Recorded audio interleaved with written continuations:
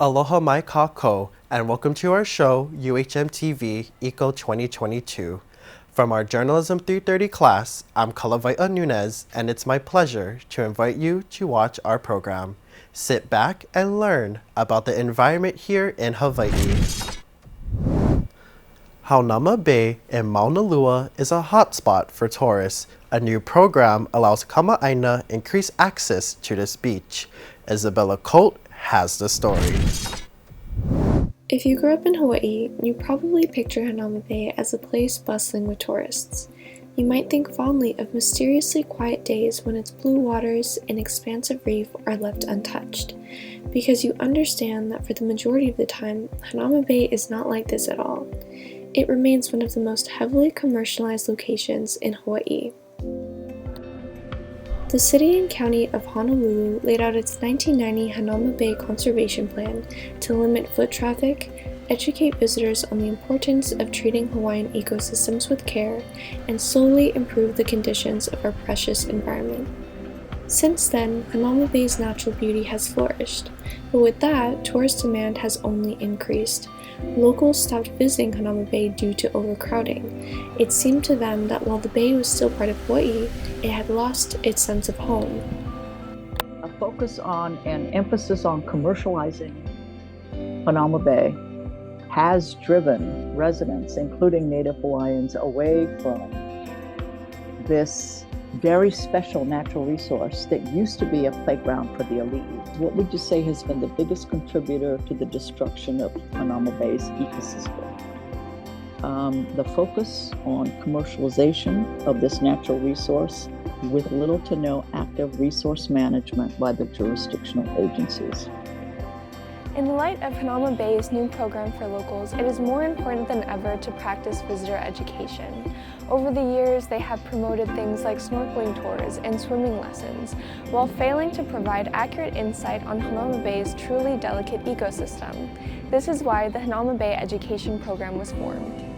Our staff and volunteers help to instill that knowledge in the visitors who come to Haunama Bay, but also the bigger idea is that they take that knowledge to every other beach that they visit here in Hawaii or even outside of the state. The welfare of Hawaiian beaches is not a privilege for tourists, but a right for the Hawaiian people. Programs such as the one implemented this summer, alongside educators like Morgan, are flipping the script on sustainable tourism and access control. Haunama Bay is no longer the tourist attraction you envision in your mind. It is a breathing relic of time and a testament of immovability. Speaking of tourism, over the past few decades, visitors have negatively impacted Hawaii's environment. The travel restrictions during the pandemic helped to revitalize our islands. Let's go to Trevor Reed with the story. Hawaii is a lot of people's idea of paradise.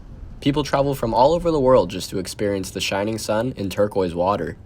What most people don't realize is the presence of tourists is causing pollution all over the island.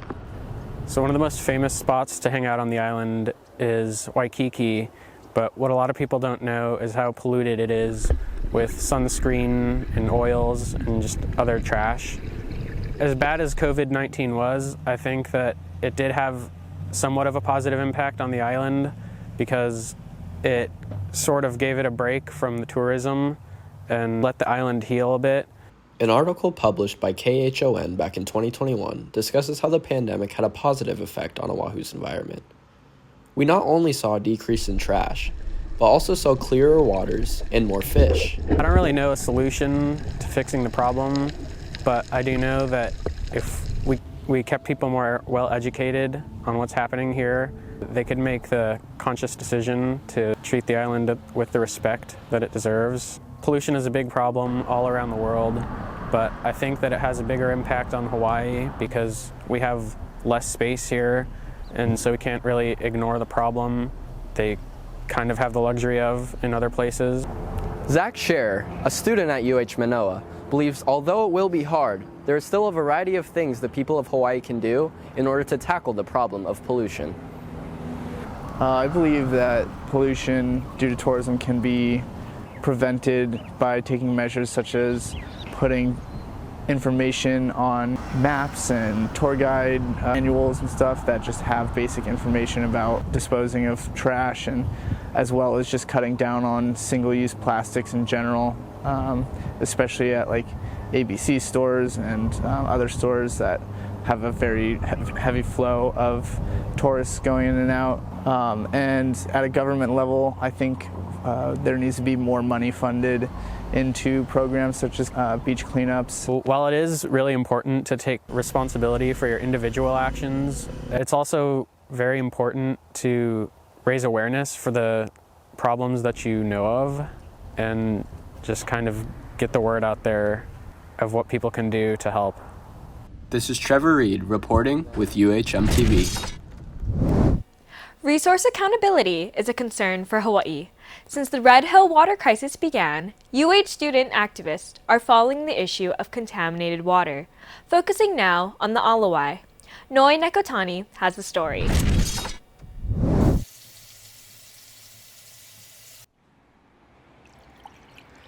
Though it has been 1 year since the Red Hill fuel leak, Native Hawaiian activist, water protector, and UH faculty member Healani Sonodapale says the crisis is far from over. Water is life. Kanaka Maoli, the native people of this land, knew that water is necessary for life. For 2,000 years, we've lived on Oahu and never faced a crisis of this magnitude when it comes to access to fresh water.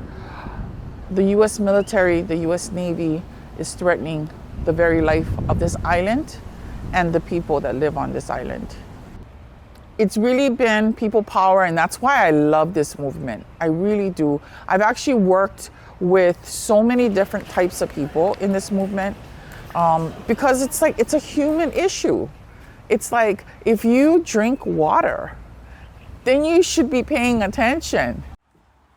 Passerbyers may have caught a glimpse of the final sign waving for the semester from the water protectors on Dole Street. According to Sonodapale, these sign waving events contribute to bringing drinking water to those directly impacted by the contamination.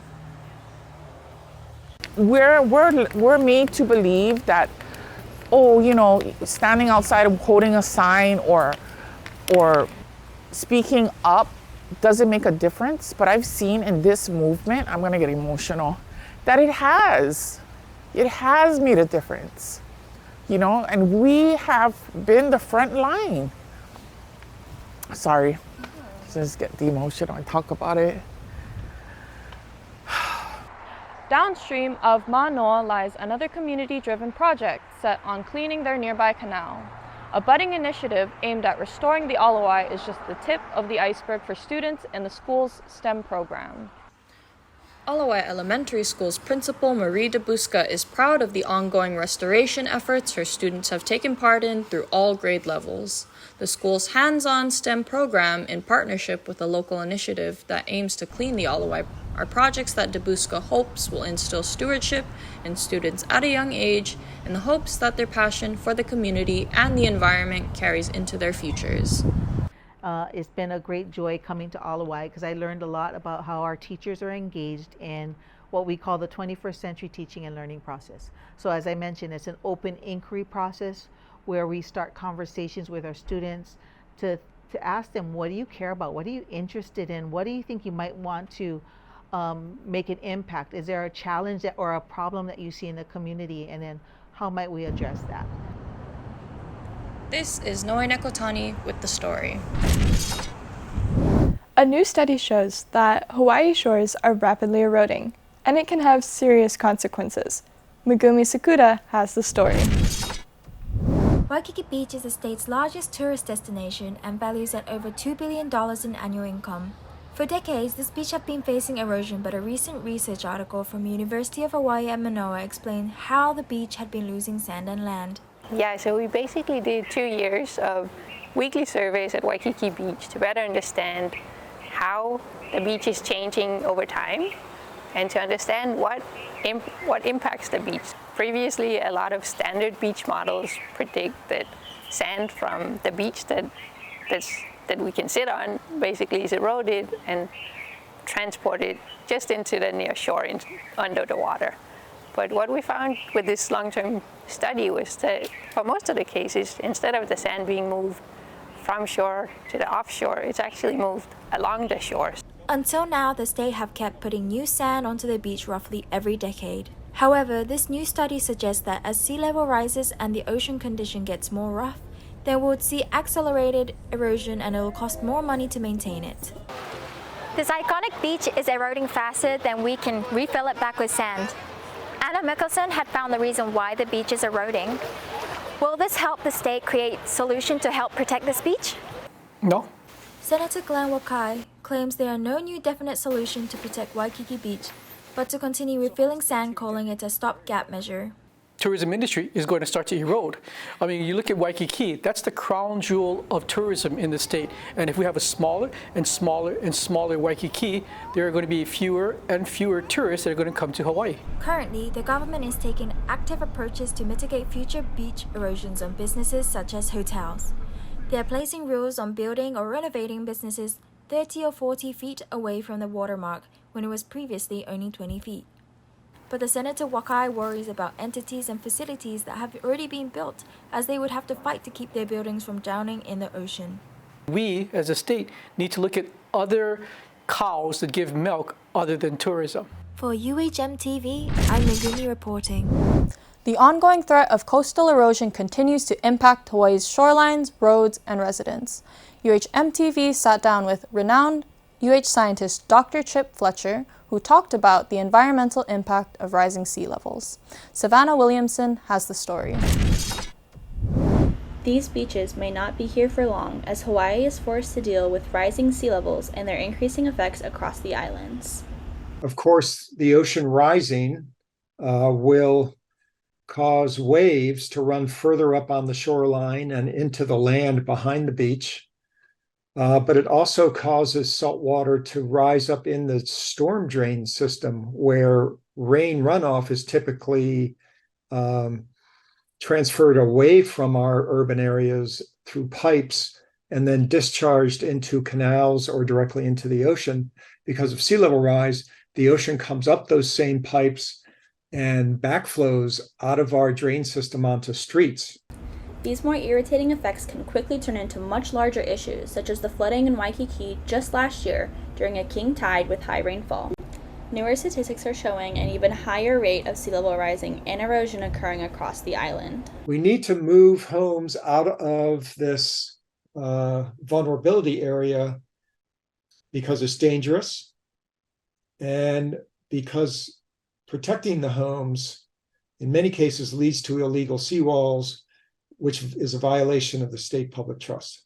The biggest thing in our research group is continuing. We're doing new types of modeling for wave runup. We're doing new types of modeling for coastal erosion.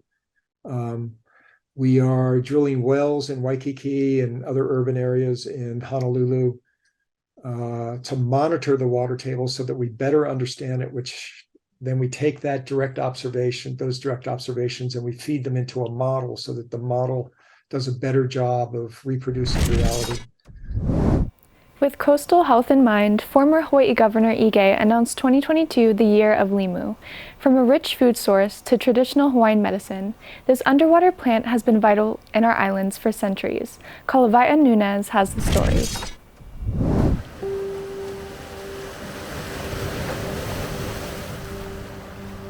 Ma Hawaii, hana ia nā limu no ka mea ai e nā po'e Hawaii, he mea ai onu o limu.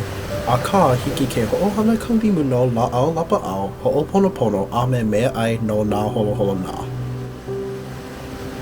Limu is such an important part of our culture as Kanaka Maoli, as Native Hawaiians. Not only is it fish for food, we also use it to season our own food, and sometimes it would be a main course even.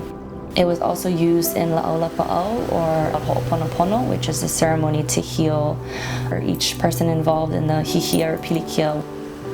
Hiki ia oi ke unuhi ka hua olelo, limu ma ka olelo pelekane me algae. Hiki ia nā limu ke ka'awale nā hua e kolu. O maku'e a me ula. I nā make oi e ho'oia nui nā limu, hiki ia James Jimmy Fumo ke kokua mako. getting down to red, green, and brown is the first step in that. But then after that, we'll use these guidebooks to morphologically identify the types of species that we're looking at.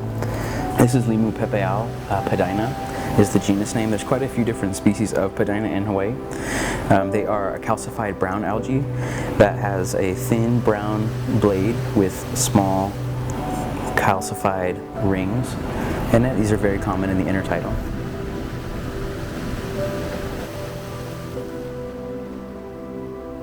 David Ige, former governor of Hawaii, established this year as the Year of Limu.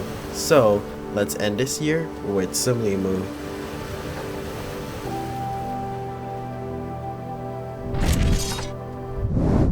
Let's head to the east side of Oahu and check out Kailua's very own Kauai Nui. This marsh is an ancient site for Native Hawaiians, which is home to numerous of Hawaiian species and plants. Sarah Tomita has the story.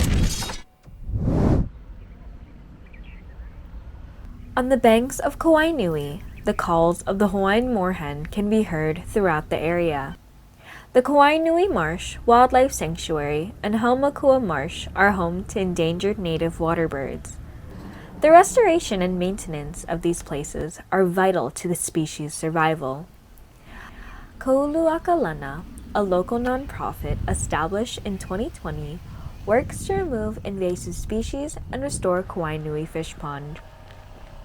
Their work allows the birds to have somewhere to nest, raise their young, and forage. Kaleo Wong is the executive director of Kouluakalana and shares how he works with the community on this conservation mission. Looking kind of grassy, marshlands, plains is all the fish pond, but it's all overgrown with those invasive species that are floating on the surface. So this little pond that you can see right behind us over here was just cleared by hand, just with volunteers, with picks, with shovels, with sickles, and mainly just to clear the grass, and now you can see the water. So just from clearing that little space, we're seeing there are endangered birds coming back here.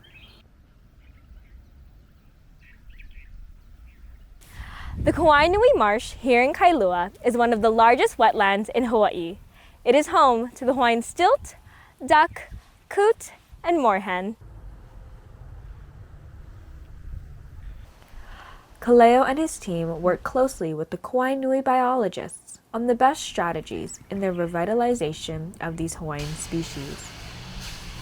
So we're familiar with strategies and how to protect these birds, but we want to just make sure we're checking in with the Kauai Nui biologists and the state to, we all want the same thing. We all want these birds to thrive in this place again. They're all endangered for many reasons, and what is the way we can help increase their population the best is what we're looking forward to. So, for UHM TV, I'm Sarah Tomita reporting. According to expert observers, butterflies native to Hawaii are disappearing rapidly throughout the islands. Kelly Gruenwald has the story.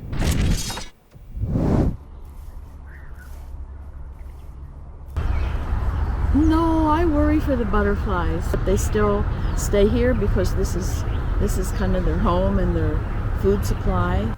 The Kamehameha butterfly is a beautiful endemic species in Hawaii. While it can still be seen today, it is apparent to residents and scientists alike that this species is slowly disappearing, yet little research is being done. This year so far we're seeing fewer caterpillars. Last year we had a lot. Some days we would come in and collect as many as like 230 caterpillars, generally off of these plants. So far we're not seeing anywhere near that number. Today we are in Foster Botanical Gardens, where we just spoke with Judy, a volunteer. Up next we will be speaking with Landon, a scientist at UH Manoa who's doing research on endemic species in Hawaii. The butterflies are very much struggling here. Landon and his team are working to study various aspects of diversity in Hawaii. This research, however, is limited by the funding they receive. There is very little funding allocated to environmental causes that do not drive potential future revenue. The place where most of the funding is in farming.